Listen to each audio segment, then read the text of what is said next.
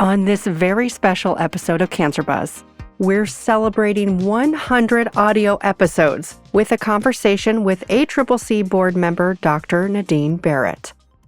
Welcome back to Cancer Buzz. I'm your host, Summer Johnson. Today, the state of diversity, equity, and inclusion efforts in our cancer programs and in patient care. Our guest today has spent a career working for equitable care and access for patients with cancer. Last year, she was instrumental in the creation of ACCC's Just ASK implicit bias training, the goal of which is to improve diversity in oncology clinical trials. Dr. Nadine Barrett is the director of the Office of Health Equity and Disparities at Duke Cancer Institute. She's also treasurer of the ACCC Board of Trustees.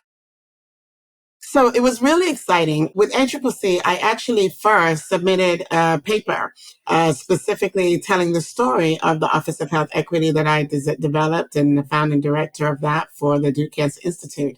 And so in writing that paper and just really talking about the work that we had done around community engagement, around developing trainings, around increasing diversity in clinical research and trials and the delivery of care through patient navigation and outreach and screening programs, that article really got me to have to interact very much so with ACCC staff.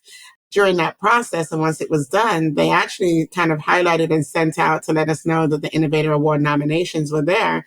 And they highlighted what was coming out in my paper. And they were like, this is the kind of thing that people need to know and learn about. And so I decided, I looked at it, so let me go ahead and submit. And also the Cancer Center director said, oh yeah, we should definitely submit. And so I ended up submitting to that. And that's how we ended up getting the Innovator Award.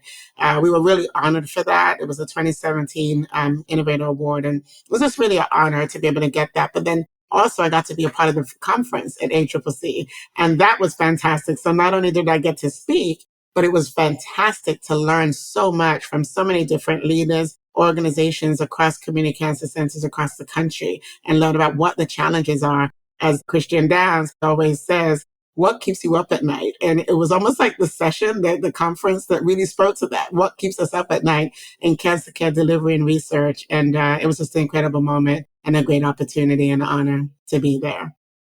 This is a great transition, Dr. Barrett. What keeps you up at night? That's a great question. What keeps me up at night? I think the thing that keeps me up at night has been what keeps me up for most of my career.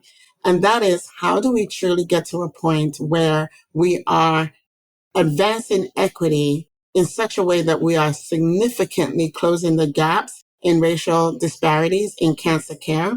And not only significantly closing, but we see that trend continuing to close to the point where we actually will have equity in cancer care delivery, access to research and clinical trials, and ultimately that we can also address the structures and the systems that creates inequities such as structural systemic racism and how that plays out. So we can really be a group and an organization and a nation that provides cancer care that is anti-racist, anti-bias, and totally and fully embedded in equity.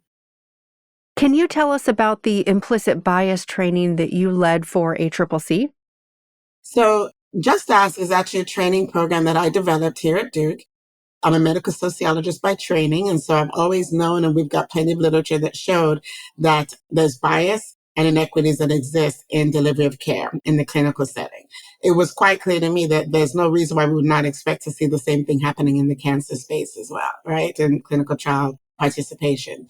And so I developed this training specifically to work with clinical research teams, including the principal investigators, including oncology and community cancer centers, to be able to really think about and understand how implicit and unconscious bias plays out, where it comes from, how it feeds into disparities and inequities. It also feeds into the lack of access, particularly for underrepresented populations in clinical research and trials, and then identify strategies that could help teams to be able to mitigate those toward really advancing equity together. So the number one reason why most people participate in clinical research and trials is because they were asked. And we also know the number one reason why most people don't is because they're not informed. And that's how I came up with the name Just Ask.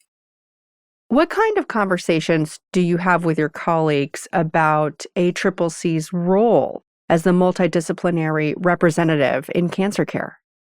Yeah, ACCC, there's a number of factors that play out why ACCC is just so awesome and well positioned to move us forward in advancing equity.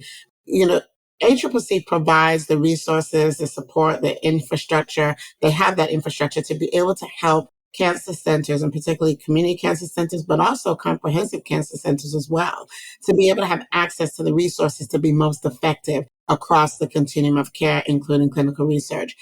When I joined ACCC and was able to become actually a part of the board and the board of trustees, et cetera, is throughout my whole trajectory now of being with ACCC, one key area has been most recently is focusing in and honing in, like many other organizations, into equity and really ensuring that equity is at the forefront of what we do as an organization.